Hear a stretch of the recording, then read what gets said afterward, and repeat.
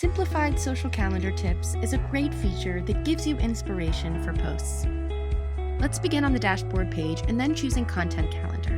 Now that we're on our social calendar, you can see the overview for your posts for the month. If you're not sure where to get started for a post, don't worry, Simplified has got you covered. Select these three dots in the upper right-hand corner and then click World Holidays.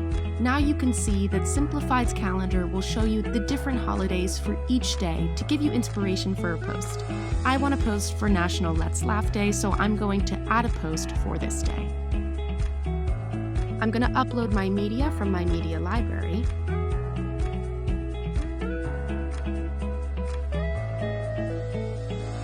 Now I can see that my artboard has uploaded. I'm going to write in my caption.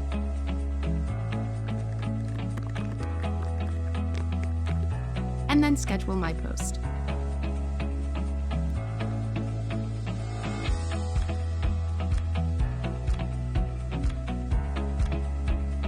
And now I can see my post is scheduled, ready to go, and all the work has been done for me.